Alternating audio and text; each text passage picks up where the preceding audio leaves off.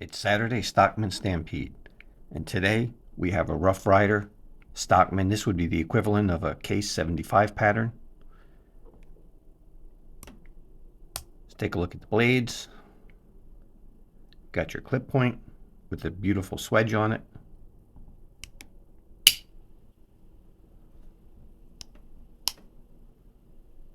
Your standard sheep's foot, again with the swedge.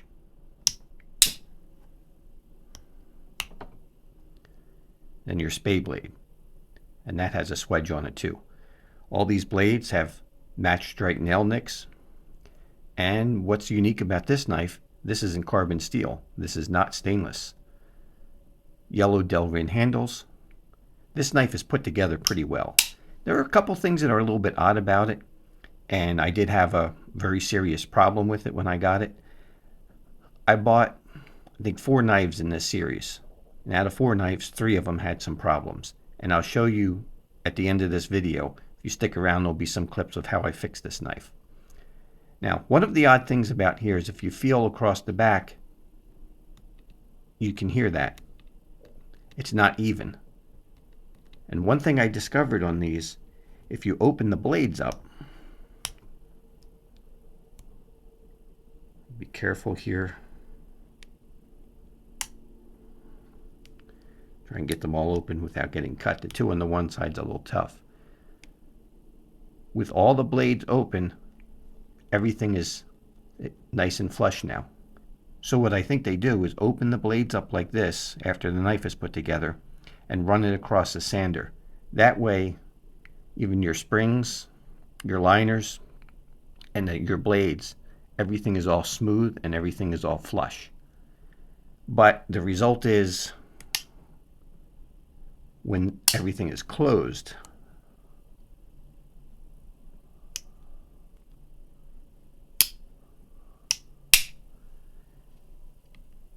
you don't have that level of precision. This is one thing the case does a lot better. When the blades are closed, your springs are even, just like when they're open. So a little bit less precision involved in the manufacture of these, but they are beautiful knives. You have a single threaded bolster, and they're also pinched. And on this side, you have the R on the bolster, which I know some people don't like, but I think it looked really good. And then you have the shield. Now, as far as your pins, everything is pretty flush. Now, you do have some few small issues. You can see the gap in here where the delrin meets the bolster.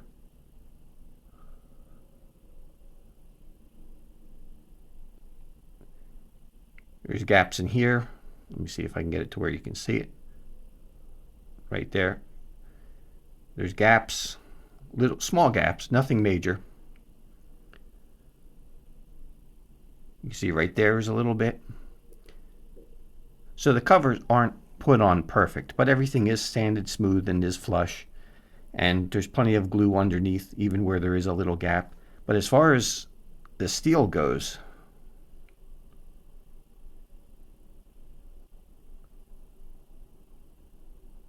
it's put together well. You don't see gaps in the steel. The knife is pretty tight. There's good snap on all the blades too. They have half stops. The walk and talk on these is pretty good.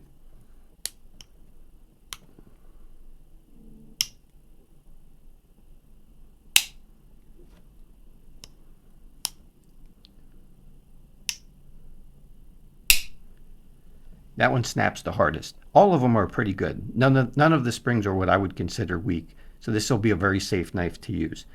The main problem I had with this knife, so let me see if you can see. You can see right now that main blade is centered perfectly. That blade was all the way over that way. It was hitting the liner here very hard. And then the other problem, now keep in mind the blade was over that way. When you open the knife up and sighted down the knife, it was over that way. So if I flip it over, it would be that way. Now, let me see which side. If you sight down the knife now, you'll see it's straight. It wasn't like that before. It was noticeably canted over this way. Now, some of these blades you can straighten and some of them you can't. Some of them, when the knife is open, it's straight, and when you close it, it could be rubbing hard. If you correct the centering, then when you open the knife up, your blade won't be in line with the handle. So some of them you really don't want to center, or you don't want to do too much. You may want to just tweak it a little bit just to solve a rubbing issue. But this one, they were both the same way, and that's the ideal knife to straighten the blade. Now, one thing I want to do with this now is lube it up and get all the gunk out of here, because I know these come pretty dirty. And this knife should run even better after it's cleaned. So I'm just going to put a little bit of oil in there.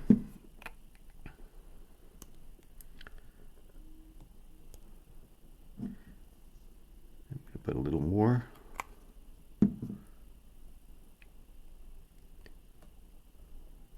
Work it in.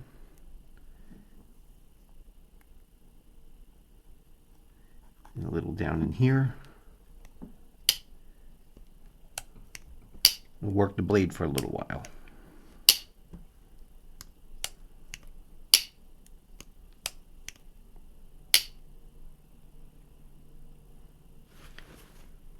You see the oil coming out there? That's coming out clean, which is pretty surprising. Every time I clean a case like this, that oil comes out black.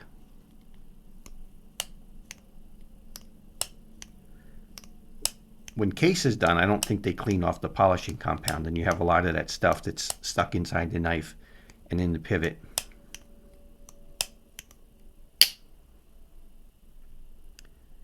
That's really surprising. This is coming out of here clean.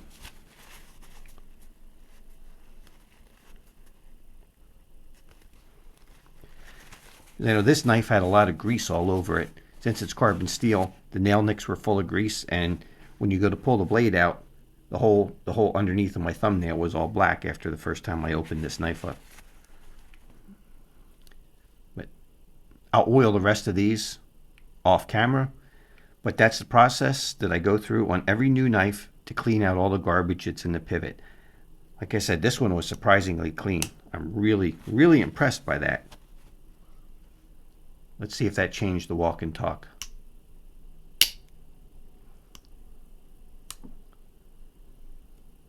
It's got more snap in this going into the half stop. So that did make an improvement. So this is a very nice knife.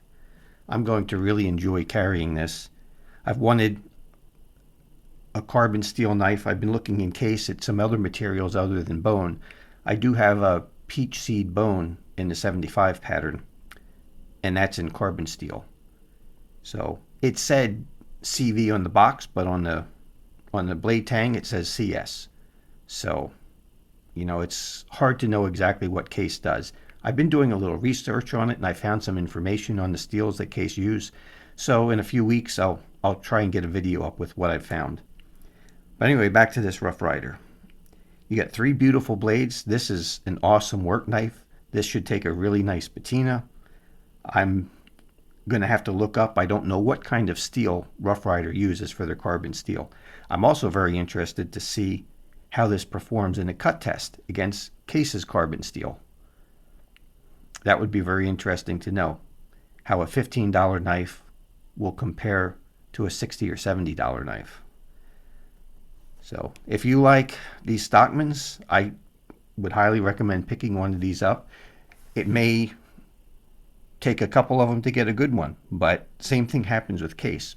But Cases overall come better than Rough Ryders. So, but I've been able to fix all of the ones that I've got so far that weren't perfect. I'd say these are about 1/3 of the time perfect and 2/3 of the time a slight adjustment like I had to do with this one. So if you're prepared to do that, you can get a really good knife for an excellent price. As you can see, that's staying perfectly centered. The other blades, I don't know if you'll be able to tell, but when I sight down the knife between the 2 short blades, I can see straight through in there. There's no rubbing between those 2 blades. Although the spade blade at the very tip is rubbing on the liner. But that's okay. The clearance here is pretty good. I'm very happy with this knife. The main blade was the big problem. Not as much, the rubbing wasn't as much of an issue as when the knife was open, that the blade was canted way over to one side, which that really bothers me when I'm going to cut some stuff. So now I'll be able to carry this knife and use it and enjoy it. I really like these Stockmans. I like this pattern. These things make an excellent work knife because you have a full-size blade, then you have a utility blade, and then you have a blade that has plenty of belly on it. Now, a trapper is a better outdoors carry knife, but as a work knife, this is better with the third blade, and I use that utility knife, that sheep's foot, constantly. So as a work knife, pick yourself up a Stockman, especially one of these large ones. One thing that you have with the large that you don't have with the medium, you have much more heavy duty blades, and you have a bigger handle that you can hold on to and isn't fatiguing to use. If you have a good, comfortable handle, that aids in controlling the knife. And a knife that you can properly control is a much safer knife than one that you can't. So I highly recommend one of these, especially if you have a little bit of ability to fix or recenter a blade if you have to. So stick around to the end of the video and you'll see that process. I did keep working the knife off camera and putting a little bit more oil in it. And I did get quite a bit of garbage, especially out of the spade blade. You can see all this black stuff. That all came out of the knife. You can see the lines. That's from wiping it off the springs, what oozes out there. So, but still overall, that's not bad for a new knife. Normally they're a lot dirtier than that. So stick around and enjoy the rest of the video, and you'll see the process I used to straighten this blade. It's Saturday Stockman Stampede, and we've got a Rough Rider that's pretty far out of center. So we're going to try and fix this. And it just so happens, the way it's out of center, the blade is too far that way. And when I open it up and I sight down the knife, the blade is over too far that way. So straightening it out will also straighten the blade out in relation to the handle. So what I'm going to do is wrap a piece of leather around the knife. I'm going to stick the leather in the vise. I fold it in half, and the spring tension on the leather will hold it there.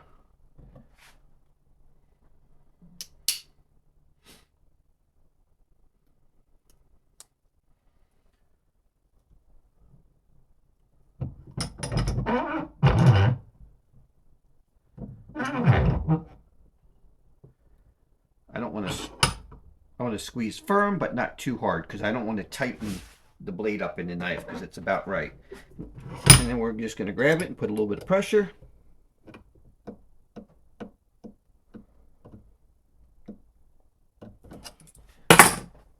And we'll check it. Probably have to do this a few times, putting a little bit more pressure each time. That didn't do anything, so we have to go farther.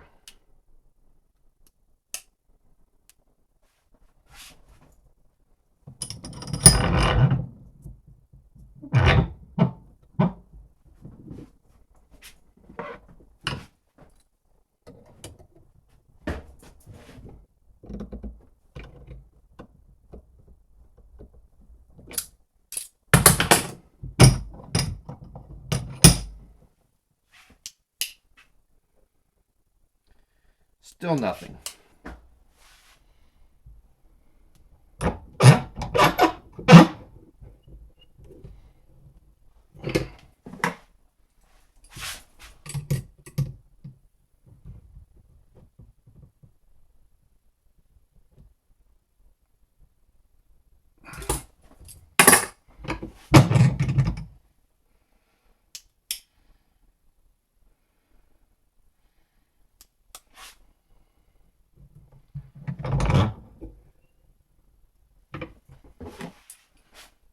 Clamping on the tang.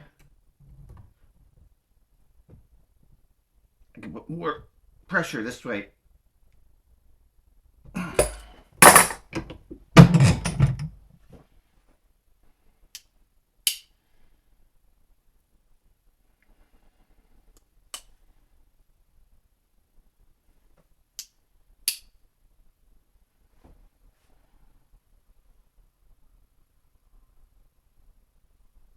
There we go. Can you see that?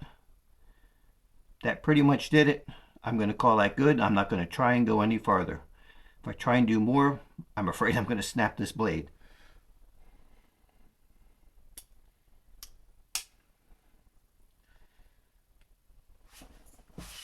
When I sight down the knife, the blade looks straight with the handle.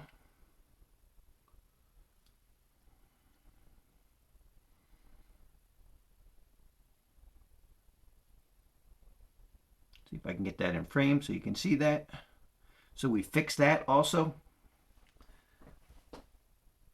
So we're good. I'll continue with this review on the tabletop.